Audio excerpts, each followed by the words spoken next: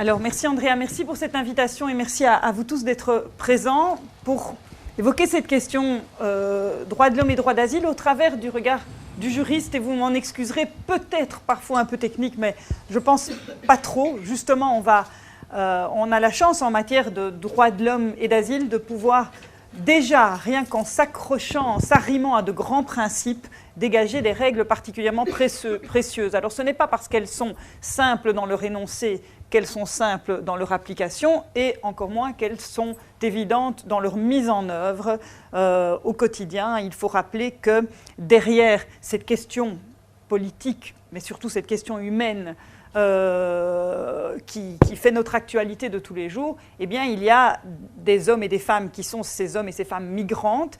Quand ils sont réfugiés, ce sont des hommes et des femmes migrants et des enfants migrants forcés.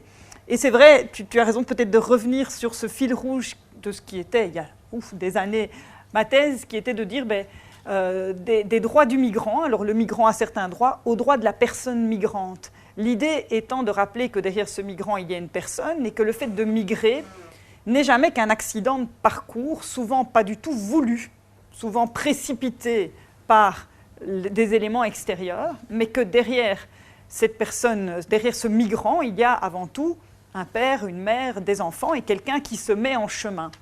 Et d'emblée, je voulais dire aussi, et c'est un propos qui n'est pas juridique, mais qui me tient à cœur en me rappelant le magnifique livre de Fabrizio Gatti. Fabrizio Gatti est cet écrivain italien, ce journaliste italien, qui s'est fait passer pour un migrant parce que son physique, son expérience, les langues qu'il maîtrisait le permettaient. Migrant qui a traversé l'Afrique subsaharienne pour arriver jusqu'aux côtes de la Méditerranée et essayer d'arriver en Europe. Alors, il raconte son parcours et il y a un petit passage où il parle de ces migrants qu'il a côtoyés et il décrit ça très bien, à quel point ils sont encroutés dans le sable après avoir traversé le désert, pour ceux qui y ont survécu.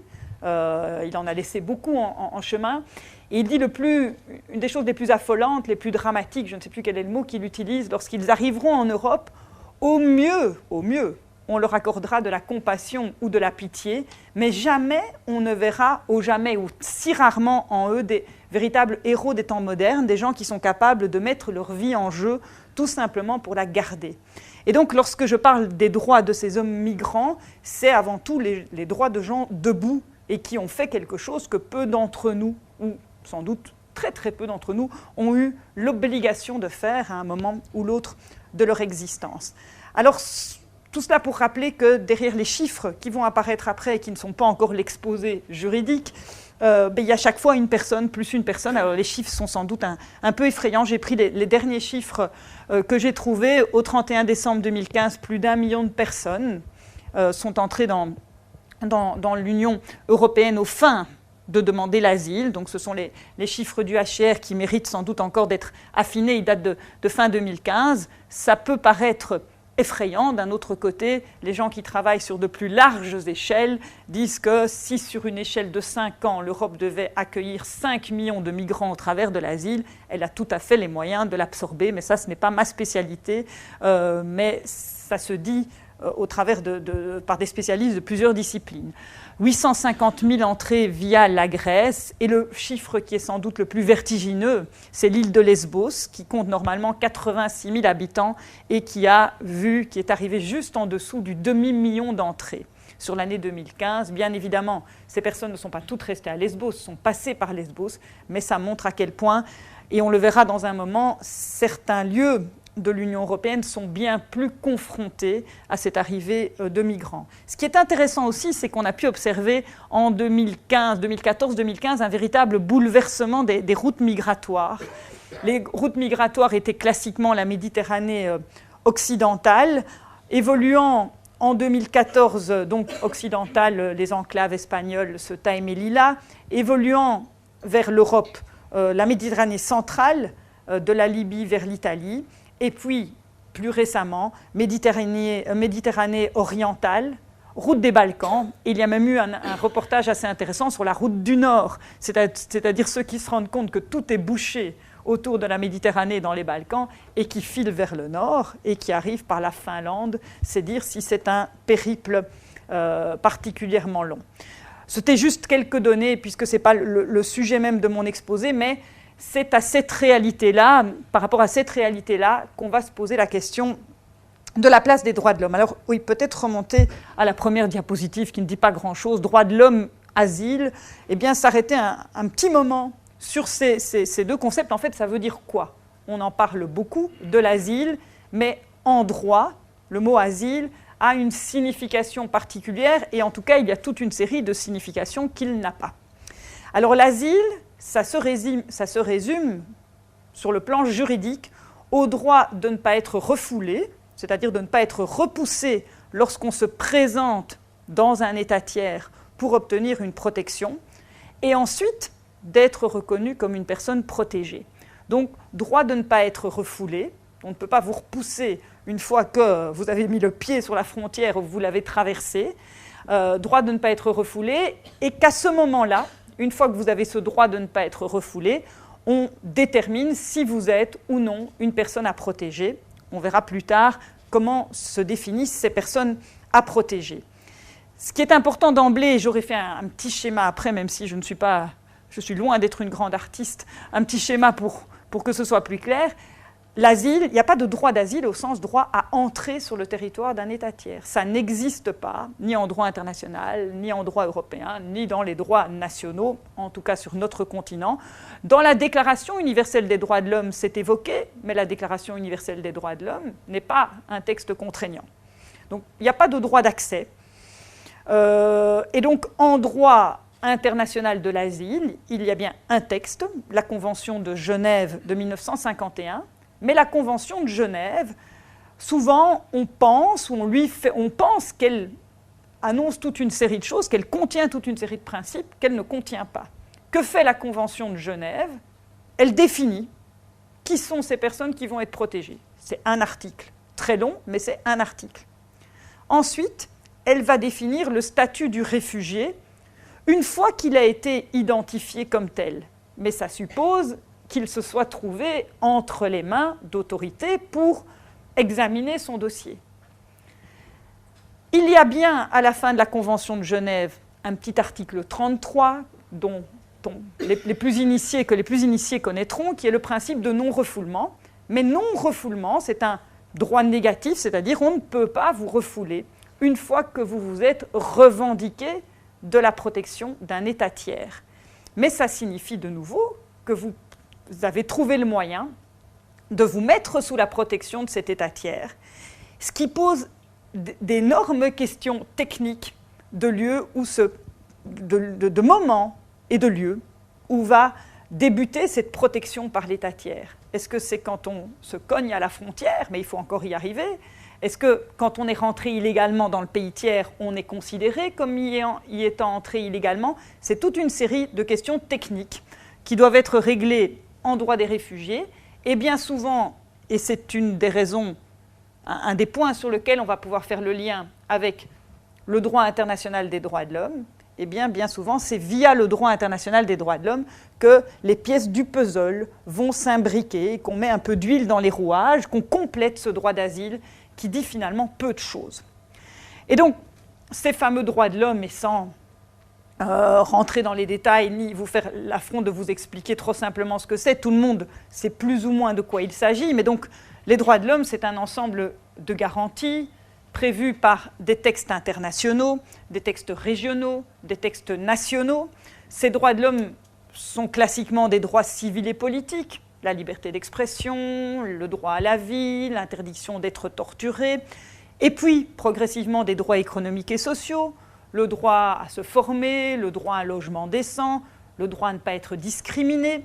Donc toute une série de droits qui sont repris dans des textes internationaux. On peut creuser dans ces droits, on n'y trouvera pas le droit d'asile ou le droit du réfugié. On y trouve des droits de toute personne, quelle que soit la situation dans laquelle cette personne se trouve, légale, illégale, étranger, national, mais on n'y trouve pas de droit d'asile, c'est-à-dire de droit d'entrée, enfin de droit qui serait un droit d'entrée sur le territoire d'un État tiers. Alors finalement, en droit international de l'asile, il n'y a pas de droit d'entrée, et en droit de l'homme, il n'y a pas non plus de droit d'entrée. Alors je pourrais m'arrêter ici en disant, bon, ben voilà, c'est terminé, il n'y a pas grand-chose dans les textes juridiques, tout relèvera de la politique. Alors c'est évidemment beaucoup plus compliqué que ça, alors bien mieux que cela en fait, plus compliqué que cela dans la pratique, puisque les textes de droit sont interprétés par les juges de manière à avoir un effet utile, et c'est cette interprétation permettant au texte d'avoir un effet utile qui fait qu'en croisant ce qui existe dans la Convention de Genève et le droit international des droits de l'homme, on peut dégager certains principes qui permettent de déterminer quand la protection commence, de déterminer comment elle va être octroyée et de préciser quelles vont être les personnes protégées.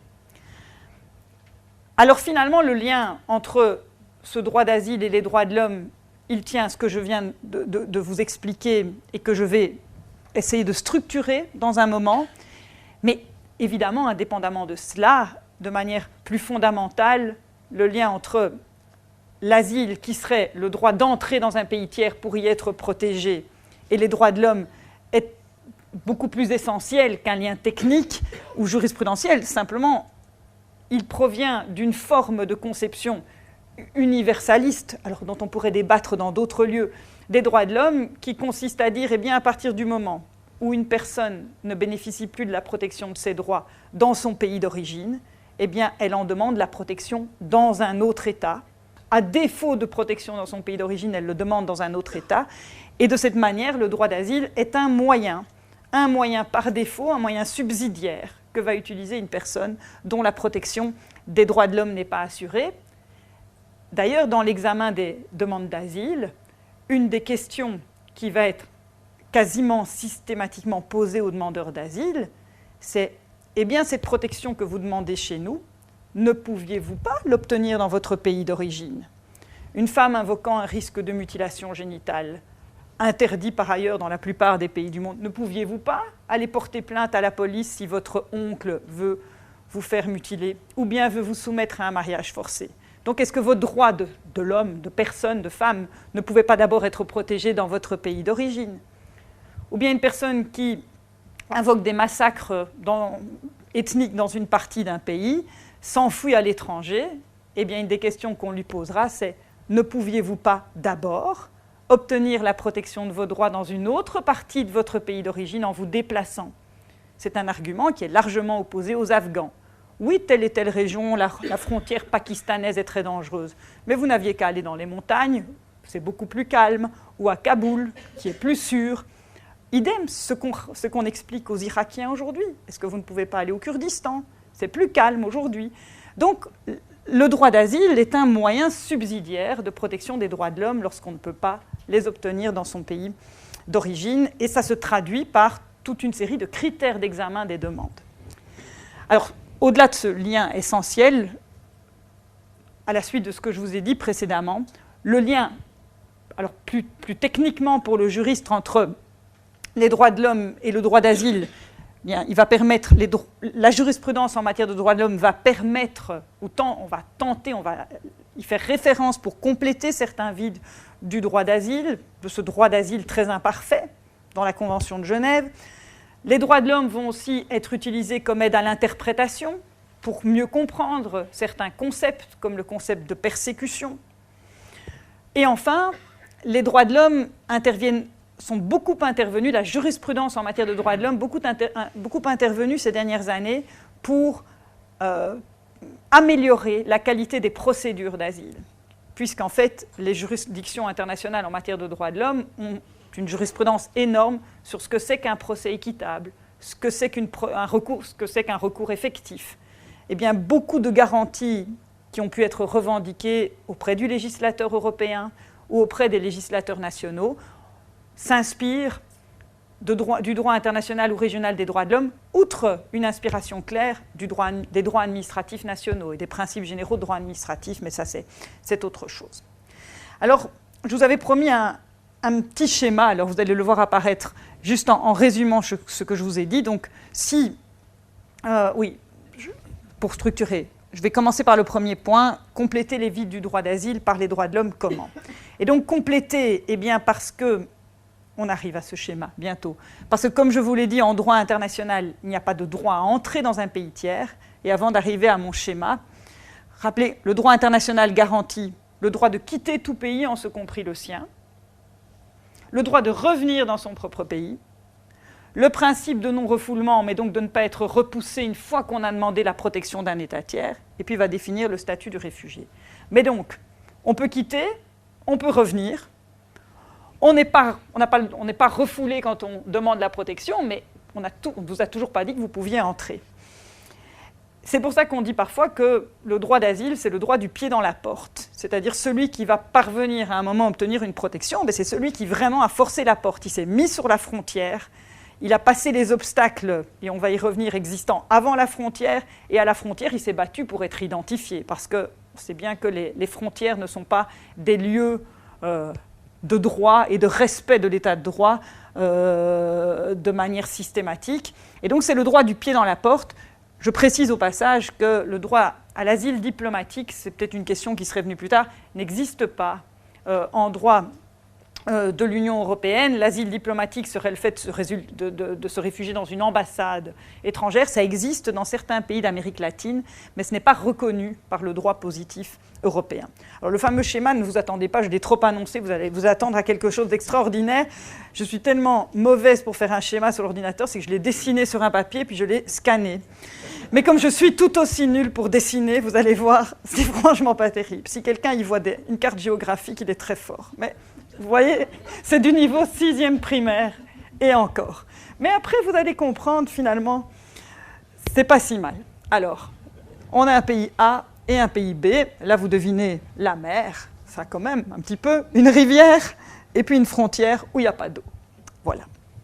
Alors, on a le droit, en bleu, de quitter son pays, mais enfin, on quitte et puis on est quand même arrêté à une frontière, parce que quand on quitte son pays et qu'on arrive à la frontière, forcément, à part, et on va y revenir dans les eaux internationales, on arrive à la frontière d'un autre pays. Donc on quitte une souveraineté pour se confronter à une autre. Si on ne peut pas rentrer, le droit de quitter son propre pays est tout à fait théorique. On peut revenir. Alors ça, oui, on peut quasiment toujours revenir. C'est un droit qui n'est pas absolu, mais c'est l'interdiction du bannissement en droit international. Par contre, on ne peut pas rentrer, mais une fois qu'on se trouve à la frontière, on n'est pas refoulé. Mais alors, ça se passe comment ? Alors, il y a 3 situations possibles pour ces réfugiés. 3 situations difficiles que j'ai mises avec des points d'exclamation. Celui-ci, il se termine tout en bas, mais qui montrent à quel point la situation est compliquée. Soit, d'abord, le réfugié se présente à la frontière même, et il est arrêté à la frontière. Alors, lorsqu'il est arrêté à la frontière, soit l'État décide de le laisser rentrer parce que l'État n'a pas pu contenir sa frontière, et dans la plupart des pays où arrivent des afflux massifs de réfugiés, la question ne se pose même pas. Les gens passent la frontière. Mais soit il est arrêté à la frontière, et le seul droit que reconnaît le principe de non-refoulement, c'est le droit à ce qu'on détermine à la frontière si cette personne a la qualité de réfugié, qu'on examine son dossier à la frontière.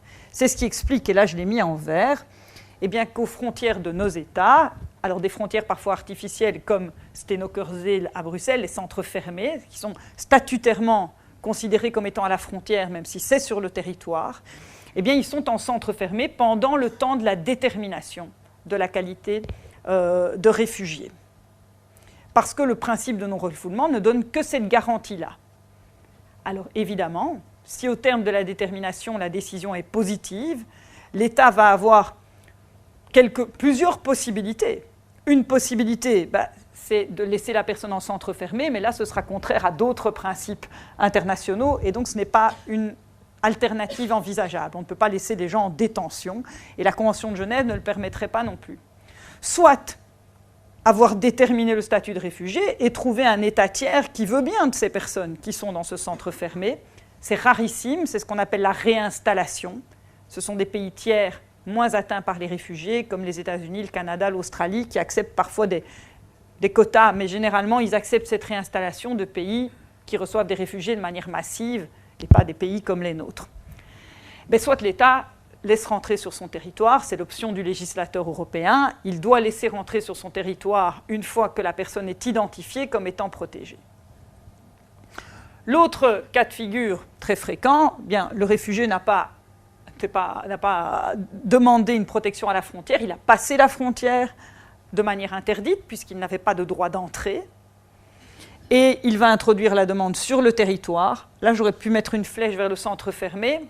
La plupart des législations permettent qu'on retransfère ces personnes vers des centres fermés, soit il va être hébergé le temps du traitement de sa demande. Mais donc, ces situations, la rouge et la verte, supposent que le réfugié, à un moment, ait pu s'adresser à l'autorité du pays tiers. Mais bien souvent, la situation est beaucoup plus complexe, puisque soit la frontière, elle est fermée et il n'y a même pas d'autorité pour recevoir la moindre demande, c'est tout à fait contraire au droit international, mais c'est très fréquent. Soit le pays B va dépêcher des contrôles frontières à l'intérieur de l'État tiers, et ça arrive de l'État de passage, ça arrive très fréquemment. Alors ça pose des problèmes de droit international public et de souveraineté des États, mais finalement, tant qu'on est dans cette situation-là, vis-à-vis du non-refoulement, c'est très difficile on ne peut même pas encore parler de principe de non-refoulement, puisque la personne n'est pas arrivée à la frontière. En droit international des droits de l'homme, c'est plus problématique, on y reviendra. En droit des réfugiés, c'est techniquement pas problématique. En droit international des droits de l'homme, on y reviendra. Et alors, il y a toute l'hypothèse des zones maritimes. Alors, on sait bien que le droit de la mer, c'est quelque chose d'extrêmement complexe. Dans ces zones maritimes, il y a la zone internationale, mais à côté de cette zone internationale, il y a les eaux territoriales. Alors, les eaux territoriales, c'est l'État. Mais donc, l'État B peut être tenté de patrouiller dans les eaux territoriales et de dissuader, comme il le ferait ici, l'arrivée des réfugiés dans ces eaux territoriales, ce qui les bloque dans des eaux internationales. Tout cela, de manière encore relativement approximative sur le plan technique, pour vous montrer qu'en tout cas, en droit des réfugiés, on a on a des règles qui sont totalement insuffisantes, puisque la règle qui manque, c'est celle qui permettrait d'entrer dans le pays tiers, et pour cause, les États n'ont jamais voulu qu'une telle règle existe. Et une réponse partielle va pouvoir être trouvée à ces incertitudes en droit international des droits de l'homme, puisque la jurisprudence internationale en matière de droits de l'homme va tenter, de manière imparfaite et parfois hésitante, de répondre à la question de savoir jusqu'où l'État peut exercer sa souveraineté pour empêcher qu'on accède à ce territoire. Puisqu'une fois qu'on a accédé au territoire, il ne peut plus refouler.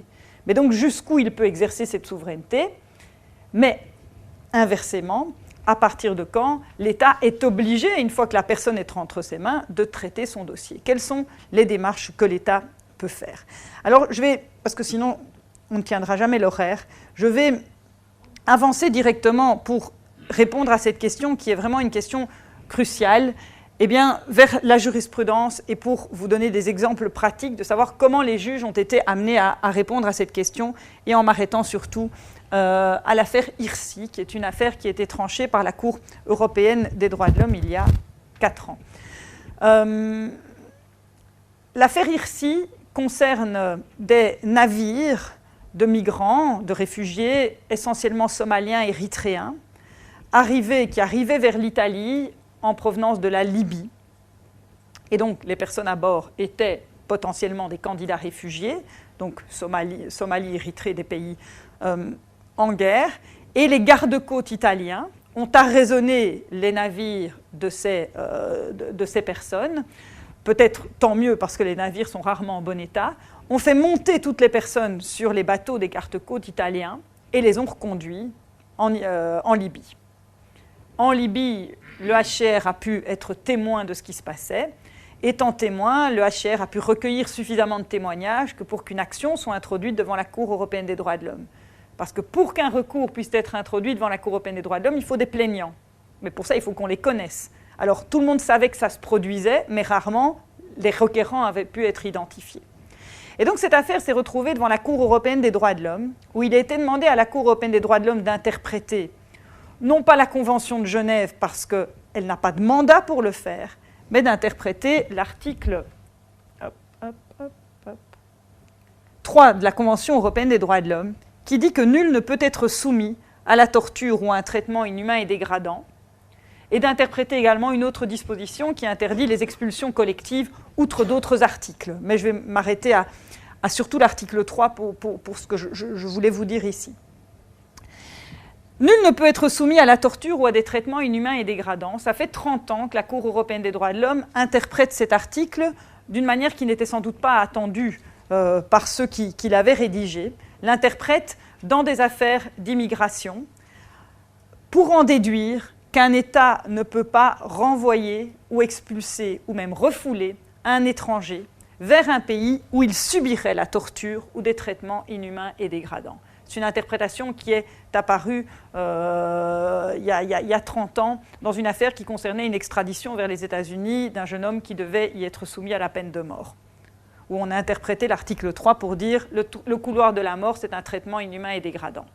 Mais donc, depuis cette jurisprudence-là, la Cour européenne des droits de l'homme dit aux États, vous ne devez pas uniquement respecter la Convention européenne des droits de l'homme sur votre territoire européen, mais chaque fois que vos autorités agissent, donc autorités italiennes, alors je vais le dire de manière un peu provocatrice, même si elles vont agir sur la Lune, peu importe, les autorités italiennes sont des autorités d'un pays qui a signé la Convention européenne des droits de l'homme et donc doivent respecter cette convention où qu'ils agissent, pour autant qu'ils aient une maîtrise sur la situation.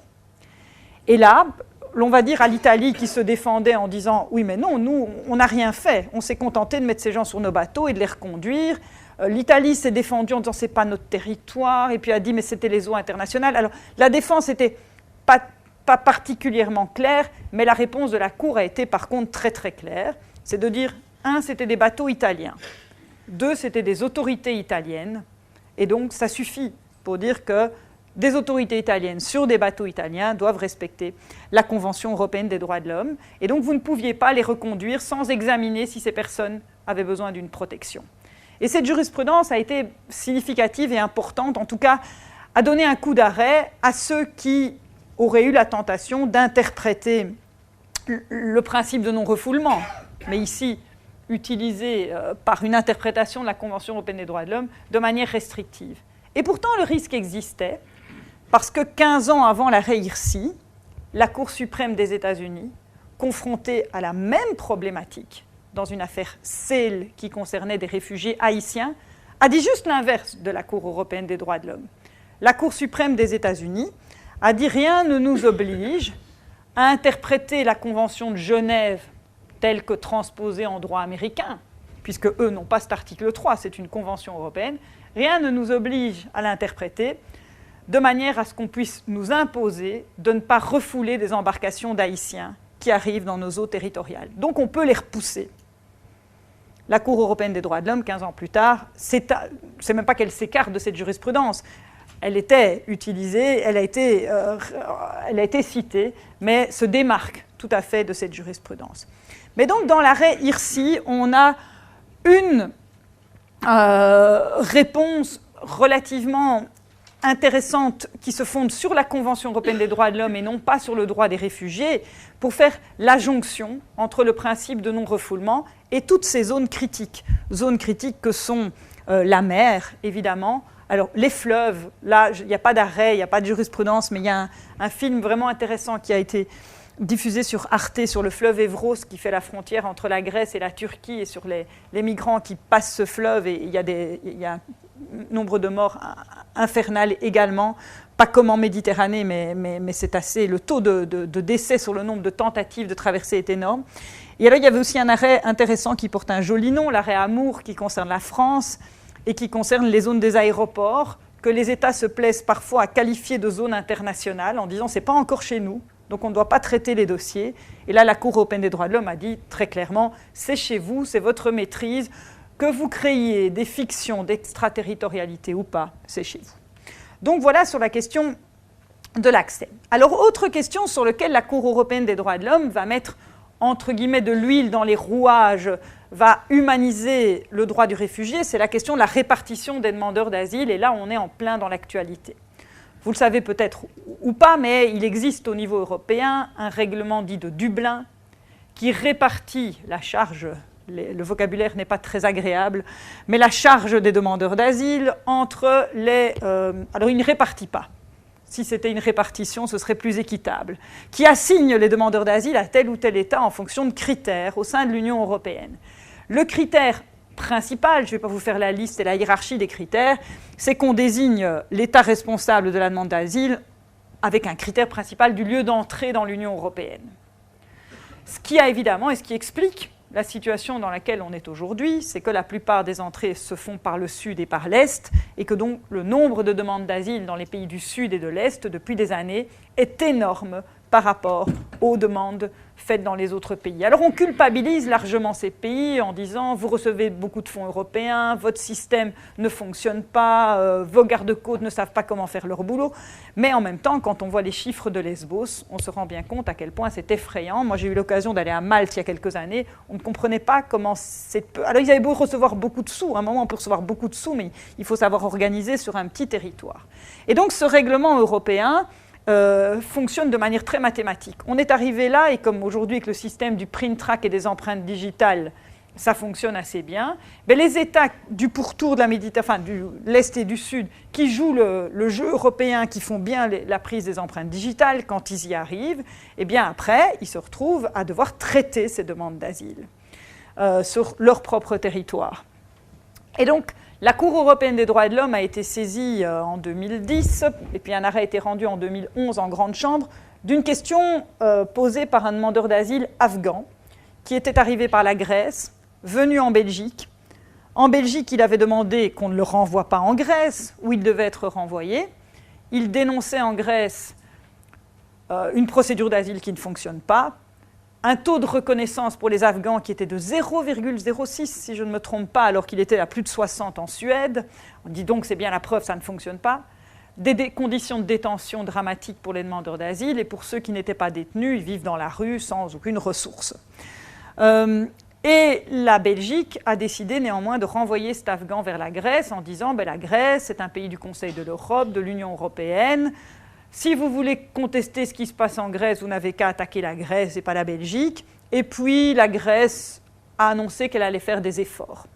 Et la Cour européenne des droits de l'homme a décidé dans cette affaire MSS en janvier 2011 de renverser sa jurisprudence précédente. Avant, elle disait oui, il y a une présomption de qualité de l'accueil des demandeurs d'asile dans les pays de l'Union européenne.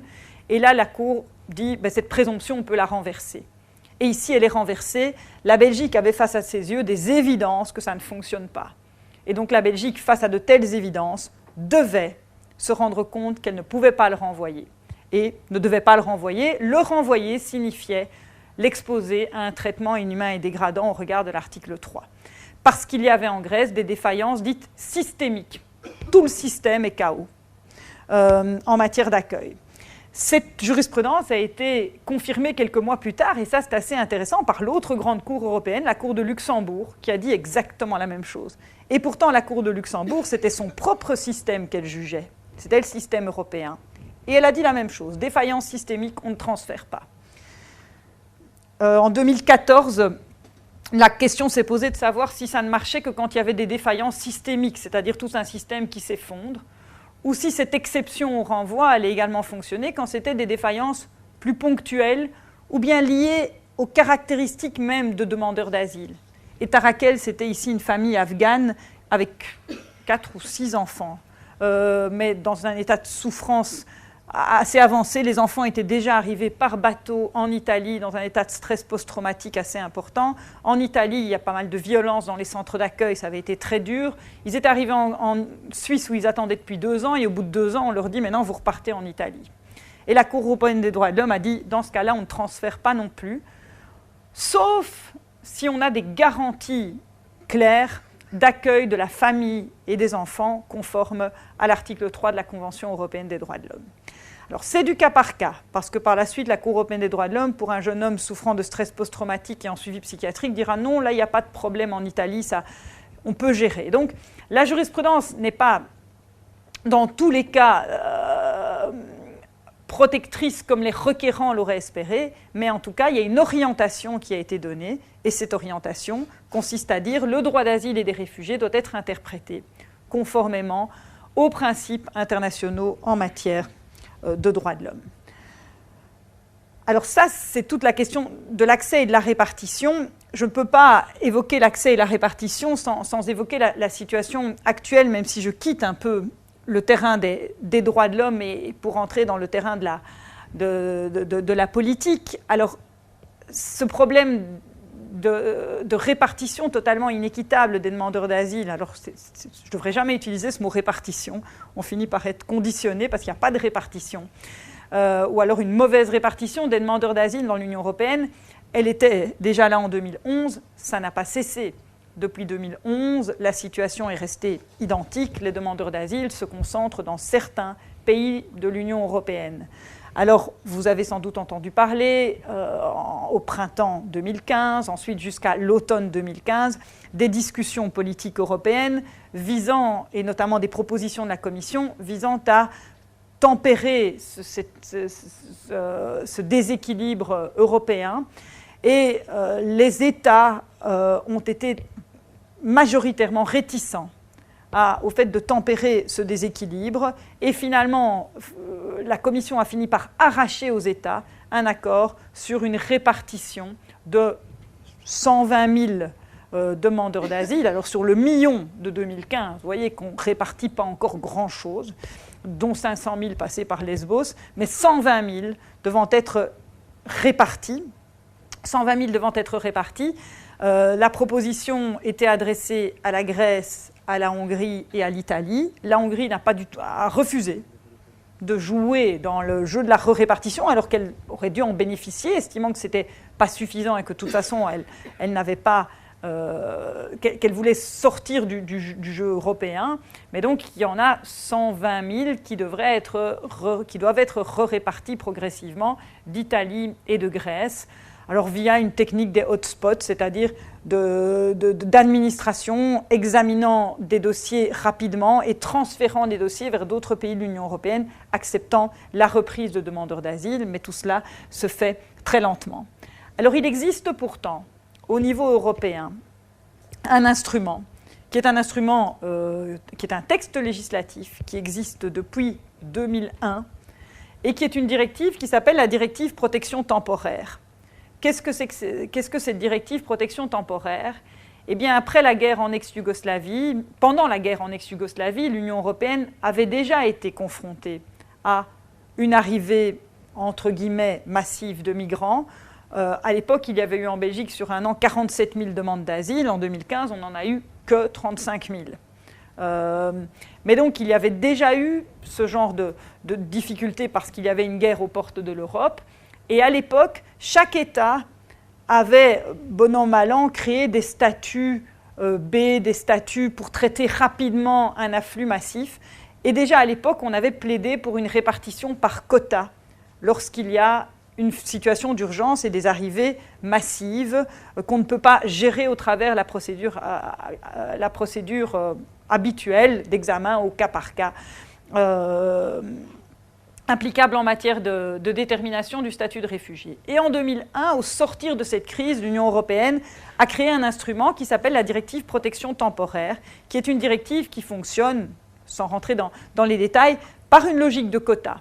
C'est-à-dire on répartit les demandeurs d'asile entre les pays de l'Union européenne de manière équitable en fonction d'une grille de critères, mais donc une répartition dont l'objectif est qu'elle soit équitable et intègre toute une série de critères. Alors, la directive protection temporaire indique que l'objectif, c'est qu'on l'applique en cas d'afflux massif. Et aujourd'hui, alors la particularité de ce texte, encore un petit mot, c'est que c'est un texte qui dort. Pour qu'il soit utilisé, il nécessite une décision politique du Conseil européen. Il faut que le Conseil européen décide d'activer, comme appuyer sur le bouton « on » de la directive protection temporaire pour qu'elle soit appliquée. Et le Conseil européen ne veut pas. Il n'y a pas d'accord politique pour mettre en place la directive protection temporaire. Pourtant, donc, l'instrument existe, il a été pensé de manière rationnelle dans une période qui était post-crise, avec l'expérience de la crise, mais au calme quand on n'était plus en crise, ce qui en principe sont des garanties d'un texte plus équilibré. On n'est plus en crise, mais on a eu l'expérience de la crise, et donc on raisonne de manière plus rationnelle, sans que le texte soit parfait, et aujourd'hui, ils ne veulent pas le mettre en œuvre. Ce qui peut nous faire dire parfois sous la forme de boutade, c'est de dire mais ne vous plaignez pas d'afflux. S'il y avait afflux, vous devriez mettre en œuvre la directive protection temporaire. Si vous ne le faites pas, c'est qu'il n'y a pas d'afflux. Donc il ne faut pas se plaindre des arrivées. On a un instrument, vous ne le mettez pas en œuvre. Mais donc à ce jour, on a une directive protection temporaire qui dort. On a des textes qui continuent à répartir sur la base du lieu d'arrivée, et ces textes continuent à être largement appliqués. La Belgique, quotidiennement, rend des décisions de renvoi vers ces pays. Alors bien évidemment, certains y échappent parce qu'ils ont un avocat une ONG quelqu'un qui peut faire un recours et contester, mais la majeure partie de ceux qui font l'objet de ces transferts Dublin, sur la base du règlement Dublin, finissent par être transférés, ne veulent pas être transférés, vu l'expérience qu'ils ont eue, et donc disparaissent, et n'introduisent pas la demande d'asile, ou leur demande d'asile n'est pas traitée, ils disparaissent dans la nature puisqu'ils refusent l'idée même du transfert vers un lieu où l'expérience a été extrêmement difficile. Il y a quelques correctifs avec ces décisions de septembre, mais ces correctifs sont très très imparfaits. Alors puisqu'on est dans l'actualité, autant évoquer encore une autre question, une des questions techniques qui se posent également, ou une des propositions qui a été faite également pour résoudre cette crise aux frontières, puisque tout ce que je viens de vous expliquer, ça signifie qu'il y a eu de la jurisprudence, de cour internationale, donc IRSI, MSS, NSS, qui dit jurisprudence de cour internationale dit décision rendue des années après les faits qui se sont produits. Donc sur les principes, c'est intéressant. Mais au moment même où la crise se produit, où le risque de violation des droits de l'homme est là, ces décisions ne sont pas encore rendues. Et donc, on essaye quand même de réfléchir à la manière dont il faut réformer le droit pour éviter de devoir recourir au juge international et à cet arbitrage des années plus tard. Et donc la question qui se pose, c'est de savoir, et si on revient à mon magnifique schéma, s'il n'y a pas lieu de prévoir des voies d'entrée légales. Et ça, c'est la question cruciale pour éviter cette violence aux frontières de l'Europe. Comment prévoir des voies d'entrée légales? Le droit des réfugiés ne l'assure pas. La Convention européenne des droits de l'homme ne l'assure quand même un peu mieux, mais il faut quand même aussi avoir mis le pied dans la porte ou le pied sur le bateau, ce qui signifie danger. L'asile diplomatique n'existe pas. Alors la solution proposée par certains, c'est de permettre d'utiliser la voie du visa humanitaire. Le visa humanitaire est une demande de visa qui serait introduite par les demandeurs d'asile dans les pays d'origine ou dans les pays de transit, sans les exposer au danger de devoir venir se présenter dans le pays où ils vont in fine obtenir une protection. Ça signifierait concrètement quoi? Soit faire l'examen, alors réactiver une forme de protection diplomatique, faire l'examen dans des ambassades ou dans les bureaux annexés aux ambassades, ou alors travailler avec le HCR pour faire de l'identification sur place, et alors on serait dans de la réinstallation. Alors ça se fait, mais de manière très très marginale. Alors il n'y a pas de volonté politique aujourd'hui d'en faire un système systématique, de systématiser cette possibilité et de l'organiser. Alors, au cas par cas, les États acceptent parfois de délivrer des visas humanitaires, l'ambassade de Belgique au Liban, l'ambassade de Belgique en Jordanie, face à certaines demandes de candidats réfugiés, à délivrer des visas humanitaires, mais c'est très très rare et souvent au prix d'un lobbying très fort de certains groupes de pression. Il y a eu par exemple certains chrétiens de Syrie qui ont fait pression pour faire arriver certains groupes, mais ça se fait au cas par cas. Pour ceux qui sont très outillés et qui sont appuyés derrière par des lobbies, et dans le sens qui peut être tout à fait positif, des groupes de pression qui prennent fait et cause, mais pour ceux qui n'ont personne qui prend fait et cause, c'est absolument impossible d'obtenir ce type de visa. Comme avocat, je puis vous assurer d'avoir demandé des visas humanitaires pour des membres de la famille de Syriens, et pourtant à des gens qui vivent à 20 km de la ligne de présence de Daesh, et ça n'a jamais été octroyé. Ce n'est pas octroyé. Donc voilà, les États aujourd'hui n'ont pas la volonté de créer des voies d'entrée légales, même comme l'ont proposé certaines ONG, pour les plus vulnérables de ces réfugiés. Alors c'est difficile d'identifier qui sont les plus vulnérables, mais si ça pouvait déjà permettre certaines entrées, ce serait mieux que le rien et le silence et les portes fermées actuelles. Alors, premier point sur lequel je vous ai parlé de la manière dont la jurisprudence en matière de droits de l'homme avait assoupli ou interprété les règles d'une manière intéressante en matière d'asile, c'était l'accès. Deuxième point, c'est la répartition. Troisième point, ce sont les fameuses procédures. Alors, qui dit procédure, c'est parfois considéré comme étant un peu rébarbatif, la procédure, parce que c'est très technique, et pourtant la procédure, c'est essentiel, puisque c'est la voie par laquelle le demandeur d'asile va avoir accès à celui qui va lui octroyer à l'État qui va lui octroyer une protection. Alors, vous avez vu que l'accès au territoire européen, c'est compliqué. La répartition sur le territoire européen, c'est compliqué. Mais une fois que le réfugié se trouve dans l'État qui va examiner sa demande, ça reste toujours compliqué. Ce sont d'autres formes de complications, mais la procédure d'asile est une procédure difficile pour le demandeur d'asile qui sort d'un périple souvent épuisant, qui transporte avec lui des traumatismes physiques et psychologiques parfois particulièrement lourds et qui va être confronté à une procédure administrative. Qui d'entre nous n'a jamais paniqué en recevant le courrier d'une administration en se disant est-ce que je veux comprendre, est-ce que je vais comprendre, que ce soit l'administration fiscale ou l'urbanisme ou l'autre. Eh bien, c'est le cas même pour les juristes qui n'ont pas envie d'ouvrir l'enveloppe et qui la laissent sur le côté. Eh bien, dites-vous que pour le réfugié qui reçoit la convocation à une audition ou une décision, c'est extrêmement difficile. Il y a l'obstacle de la langue, mais simplement de l'administration. Et alors, un déficit de confiance vis-à-vis du secteur de l'État qui est énorme. Ce sont des gens qui viennent de pays où l'État est quelque chose d'effrayant ou d'inexistant. Mais l'État est rarement là pour secourir. Alors, tout ça, ce sont des constats humains, des constats qu'on fait par l'expérience, que les instances d'asile font. Alors, c'est là qu'il a été intéressant, depuis des années, d'aller chercher, dans les principes généraux de droit administratif, mais aussi en droit international des droits de l'homme, toute une série de principes qui ont permis d'encadrer et d'améliorer la qualité des procédures d'asile.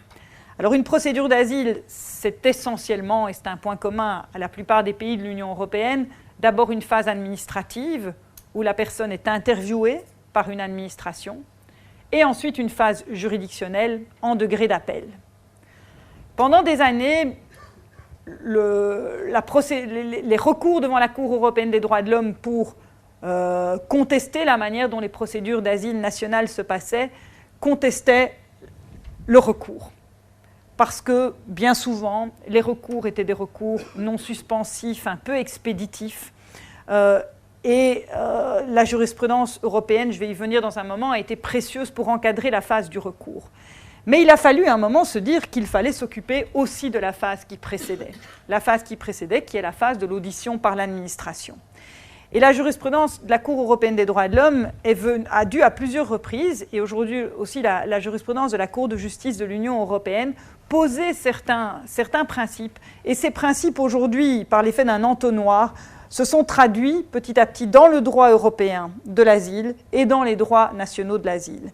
Et la Cour européenne des droits de l'homme a permis, premièrement, de souligner, alors ça pouvait être une évidence, mais c'est encore mieux quand c'est souligné, l'extrême vulnérabilité du demandeur d'asile en soi face à l'administration, tout en précisant que certains sont plus vulnérables. Des spécialistes non juristes et notamment des psychologues qui suivent les demandeurs d'asile nous invitent à nous méfier d'un usage trop simplifié du concept de vulnérabilité qui voudrait imposer aux instances d'asile, lorsqu'un réfugié arrive, au travers d'un questionnaire, de le mettre dans la case un peu vulnérable, moyennement vulnérable, très vulnérable, dramatiquement vulnérable. En disant, la vulnérabilité d'une personne n'est pas figée. Quelqu'un peut être très vulnérable à l'arrivée, vu ce qui s'est passé en route, mais ayant de bonnes capacités de résilience et très vite, une fois qu'il se trouve en sécurité, faire face aux procédures grâce à une bonne formation. Et à l'inverse, quelqu'un qui a tenu le coup pendant tout le trajet peut s'effondrer totalement en arrivant ou peut s'effondrer totalement en étant confronté à la procédure et aux questions qui lui sont posées. Donc la Cour européenne des droits de l'homme souligne cette vulnérabilité à la manière d'une lumière rouge, d'une alarme qui rappelle en permanence aux États qu'on est face à un public vulnérable, mais il ne faut pas en faire une alarme magique qui donnerait des garanties suffisantes sans se poser la question de manière répétée et permanente de la vulnérabilité.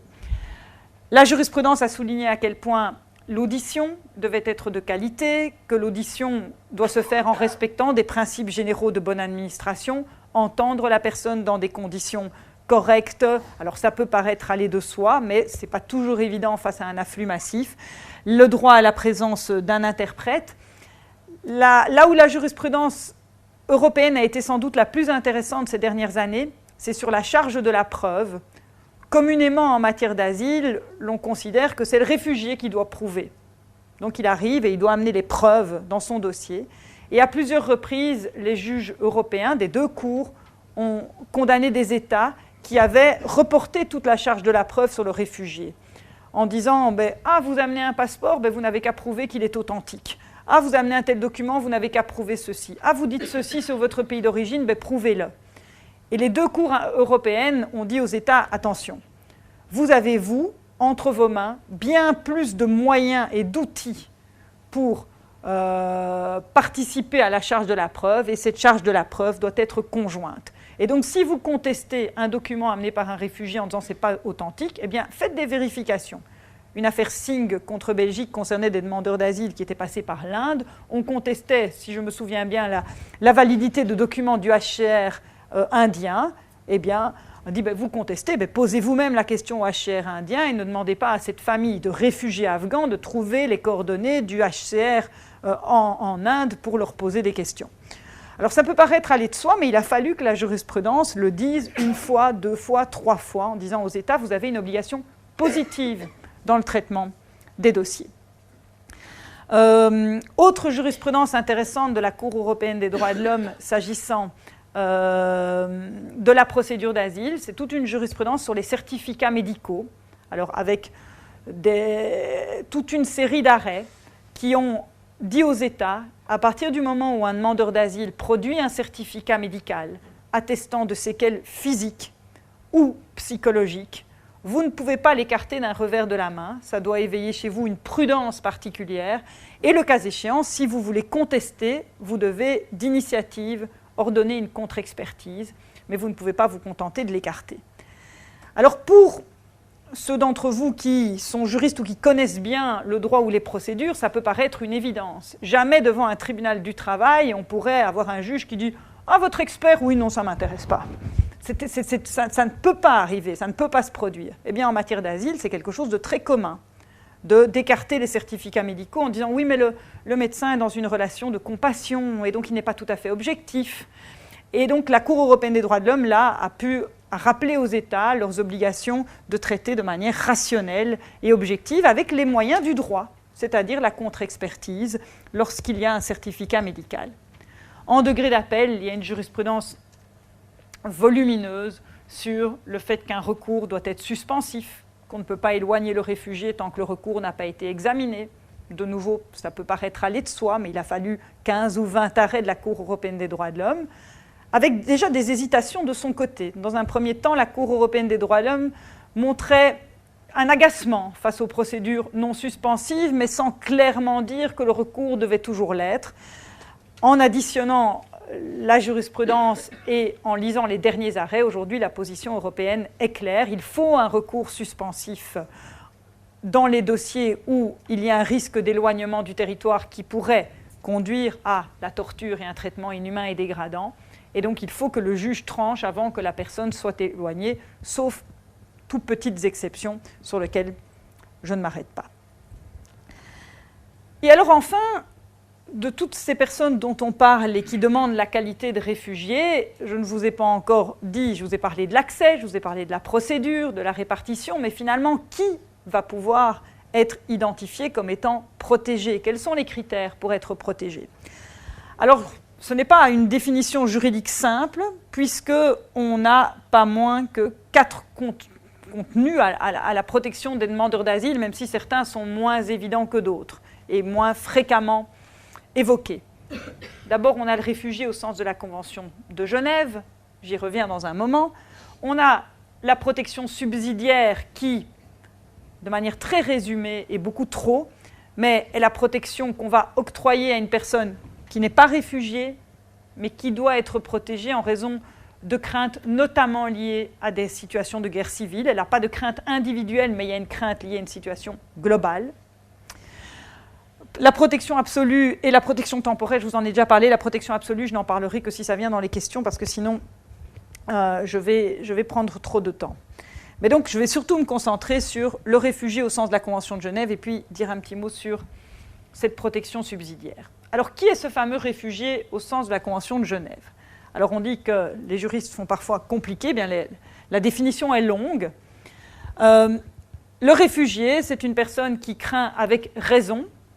Je ne reviendrai pas sur cette partie de la définition avec raison, c'est la question de la preuve et de le fait d'objectiver ce qu'on craint, mais avec raison d'être persécuté du fait de sa race, de sa religion, de sa nationalité, de son appartenance à un groupe social ou de ses opinions politiques, et cette personne se trouve hors du pays de sa nationalité. On l'a déjà dit, puisque pour être réfugié, il faut ne plus se trouver dans son pays d'origine, il faut s'être mis sous la protection d'un État tiers. Alors dans cette définition, ce qui va retenir notre attention, c'est bien d'abord être persécuté, et puis du fait de sa race, de sa religion, de sa nationalité, son appartenance à un groupe social ou les opinions politiques. Alors comme la conférence ce soir fait le lien entre les droits de l'homme et les droits des réfugiés, eh bien, on va essayer de faire ce lien ici, et ce sera assez simple parce qu'en fait, le mot persécution qu'on va retrouver dans la Convention de Genève, eh bien, c'est en allant chercher dans les droits de l'homme qu'on va lui donner du contenu beaucoup plus précis que le terme persécution. Et en ce qui concerne les différents motifs de crainte de persécution, eh bien, il y a également une inspiration dans le domaine des droits de l'homme pour leur donner du contenu. Alors d'abord, la persécution. Alors, qu'est-ce qu'une persécution ? C'est un mot pas très fréquent dans les textes juridiques.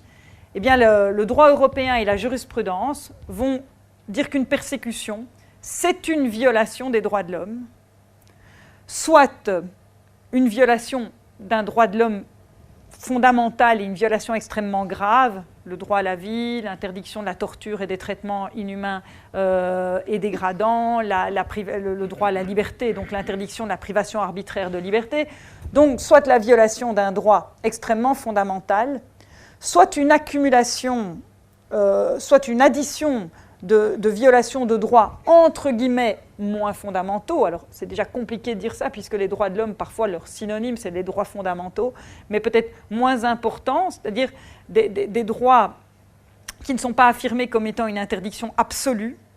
Leur jouissance peut être entravée par l'État dans certains cas, c'est le cas de la liberté d'expression, par exemple. Mais ou encore, un ensemble de mesures qui, sans être chacune une violation des droits de l'homme, par leur amoncellement, ont le même niveau de gravité qu'une violation des droits de l'homme.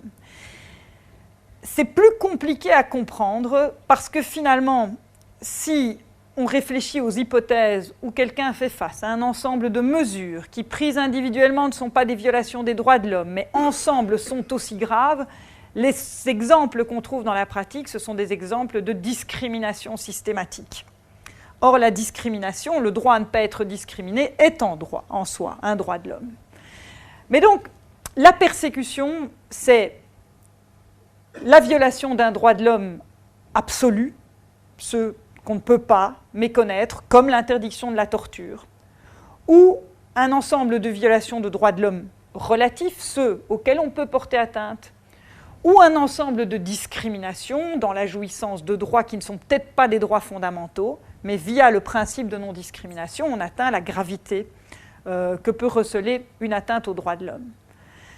Alors, tout cela pour vous dire qu'en fait, derrière le mot persécution, on a déjà une première réponse à ceux qui se posent encore la question de savoir si on doit opposer les réfugiés politiques ou les réfugiés économiques. Le réfugié, c'est une personne qui craint une atteinte aux droits de l'homme pour un ensemble de motifs, on y arrive dans un moment, mais qui risque une atteinte, qui invoque une atteinte aux droits de l'homme. Quels droits de l'homme ? Les droits civils et politiques, certes, mais les droits économiques, sociaux et culturels aussi.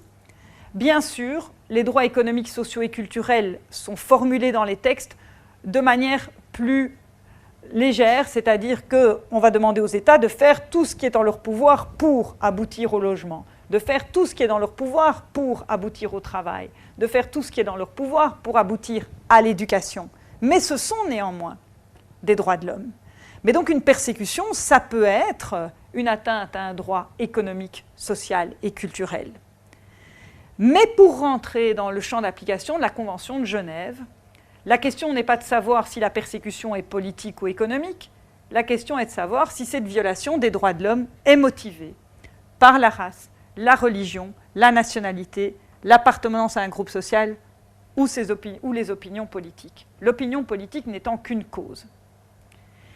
Et donc on peut avoir un réfugié qui invoque la violation d'un droit économique, social et de droits économiques, sociaux et culturels pour un motif tout à fait non politique. Une femme qui dit par exemple qu'elle n'a accès ni à l'éducation, ni au travail, ni à la propriété.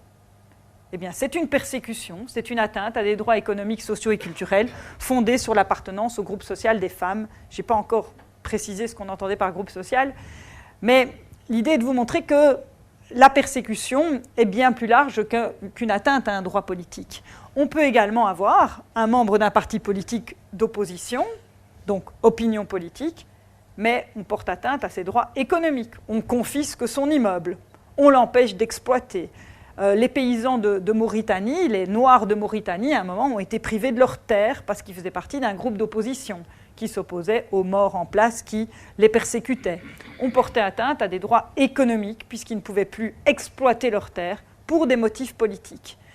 La persécution est donc cette atteinte à un droit économique, social et culturel, à un droit civil et politique. C'est une atteinte aux droits de l'homme ou à un ensemble de mesures équivalentes, mais qui nous permet de garder bien loin de notre esprit la dichotomie réfugiés politique et économique qui n'existe pas du tout dans la Convention de Genève.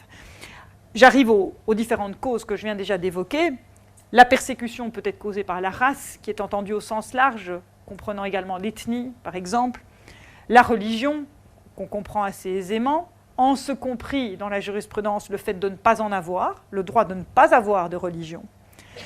La nationalité, au sens nationalité d'origine, qui est parfois la nationalité linguistique, l'origine, parfois ethnique, alors ça peut se confondre avec l'interprétation qui est faite de la race. L'appartenance à un groupe social ou les opinions politiques, on comprend bien, mais l'appartenance au groupe social. Alors l'appartenance au groupe social a été insérée dans la Convention de Genève lors d'amendements, lors de sa rédaction, et l'appartenance au groupe social a été définie en ayant à l'esprit, est définie par la jurisprudence en ayant à l'esprit les principes d'égalité et de non-discrimination. Le groupe social, c'est un groupe composé d'individus qui partagent soit une caractéristique innée, être par exemple homme ou femme, être métis, être albinos, ou une caractéristique qui n'est pas innée, qui est acquise, et qui n'est pas politique, qui n'est pas religieuse, mais qu'on ne peut pas, pour des raisons de conscience, on ne peut pas exiger que cette personne s'en défasse. Alors on y inclut souvent la préférence sexuelle, même si certains diront que c'est une caractéristique innée, là on peut en discuter, finalement la protection est identique. Mais donc dans le groupe social, on va retrouver un ensemble de groupes qui sont identifiés comme étant différents dans la société d'où le groupe provient. Par exemple, les femmes ont un statut différent, les homosexuels peuvent avoir un statut différent, les albinos. Les membres d'une famille, les membres d'un président déchu, de la famille d'un président déchu, qui n'ont pas d'opinion politique, à qui on n'impute même pas d'opinion politique, mais qui sont considérés comme étant de son côté. On a eu au moment de l'arrivée des Rwandais, à un moment une jurisprudence qui a parlé des intellectuels Hutus, c'était un groupe social, alors, dont on peut rediscuter sur le fond, mais donc le groupe social va regrouper un ensemble d'individus qui ont des caractéristiques. Alors l'essentiel de la jurisprudence sur ce groupe social va permettre de protéger des groupes discriminés, et la majeure partie de la jurisprudence protège des femmes face au mariage forcé, face aux mutilations génitales, face aux violences conjugales, lorsque ces femmes ne parviennent pas dans la société d'origine à obtenir une protection, des métis ou des albinos, des homosexuels qui invoquent une persécution qui peut parfois prendre la forme d'atteinte à leurs droits civils et politiques, mais parfois à des droits civils tout à fait non politiques, comme le droit au respect de la vie privée et familiale. Et donc lorsqu'on a comme demandeur d'asile un homosexuel qui dénonce le fait que dans son pays d'origine il ne peut pas vivre son homosexualité, et donc il subit une atteinte à droit au respect de la vie familiale et privée liée à son appartenance à un groupe social, ou lorsqu'une femme dénonce les mutilations génitales ou l'absence de protection de l'État face aux violences conjugales, on est bien loin de la figure du réfugié qui ne serait que politique. Et donc la Convention de Genève, on l'interprète largement par référence aux droits fondamentaux. Alors la question s'est posée ces dernières années dans la jurisprudence devant la Cour de justice de l'Union européenne, de savoir si on pouvait exiger d'un réfugié qu'il se fasse discret par rapport à certaines de ses caractéristiques essentielles pour échapper à la persécution. L'idée étant de dire, mais vous êtes pratiquant d'une telle religion, mais si vous le faites chez vous, en cachette, avec la porte fermée, finalement, vous n'aurez pas d'ennui. Et donc, c'est parce que vous exprimez votre religion que vous avez eu des difficultés. Idem avec l'homosexualité. Eh bien, si vous vivez votre homosexualité chez vous avec la porte fermée en n'en parlant à personne, eh bien, vous n'aurez pas d'ennui. Et c'est que la Cour de justice de l'Union européenne a dû répondre à la question de savoir si une telle argumentation était opposable. Et elle a écarté ce type d'objection que pourraient faire valoir les États. Alors, elle n'a pas dit clairement qu'elle l'écartait parce qu'elle voulait interpréter les droits de l'homme de la même manière pour les personnes qui vivent ici que pour ceux qui viendraient d'ailleurs et qui les revendiquent. Elle ne le dit pas, mais entre les lignes, c'est une partie de la réponse. C'est qu'en tout cas, il n'y a pas de relativisme qui peut être inséré dans la manière les droits de l'homme sont interprétés lorsqu'il s'agit d'invoquer un risque de persécution. Alors, au travers de ces nombreux exemples et de ces quelques illustrations de jurisprudence, bien, j'ai essayé, et j'espère de manière pas trop technique et peut-être certainement imparfaite, de vous montrer comment la jurisprudence en matière de droits de l'homme se mélange se mélange ou interfère dans la réflexion en matière d'asile. Et souvent, ces dernières années, pour mettre, avec cette image, de l'huile dans les rouages ou pour l'humaniser ou pour allumer une lumière et faire preuve d'une certaine vigilance. Non pas que les textes en matière d'asile soient des textes qui ne soient pas fondés sur l'idée initiale de protéger des êtres humains, mais la manière dont ces textes ont été mis en œuvre dans un contexte de souveraineté des États peut être problématique, et par cette jurisprudence, certains tempéraments ont pu être trouvés. Alors, il ne s'agit pas d'opposer l'Union européenne et la manière dont elle conçoit, dont elle légifère en matière d'asile, qui serait le mouton noir, et d'un autre côté, le petit ange blanc que serait la Cour européenne des droits de l'homme, qui viendrait mettre de l'humanité là où il n'y en a pas. D'abord, les textes en matière d'asile au niveau européen essayent tant bien que mal de poser des garanties et s'inspirent de cette jurisprudence, et parfois avec beaucoup de bonne foi, pour améliorer les garanties qui sont fournies.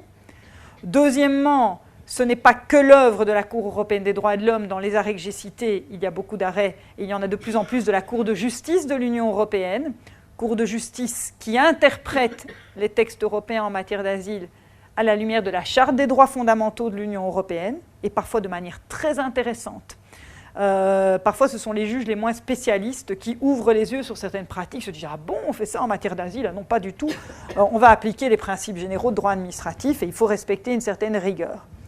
Et puis aussi, pour terminer, parce que la Cour européenne des droits de l'homme n'est pas à l'abri de la pression des États et de la souveraineté des États, et qui, à certains moments, entend freiner ces ardeurs. Alors, parfois, il n'y a même pas d'ardeur du tout, parce que la Cour peut être également réticente à assurer une protection trop large, mais la Cour essaye de ménager les États, parfois par crainte d'une réaction difficile. Alors, ce n'est que par l'imagination des requérants et des demandeurs d'asile, l'imagination de leurs histoires, qu'on peut amener de nouvelles questions devant ces juridictions internationales et ainsi progresser vers des réponses qui sont des garanties, vers des garanties plus solides pour ces personnes qui sont des personnes migrantes et dont je rappelle qu'elles sont à la fois particulièrement vulnérables, mais également tellement fortes, comme j'ai pu le dire au début de mon exposé. Je vous remercie.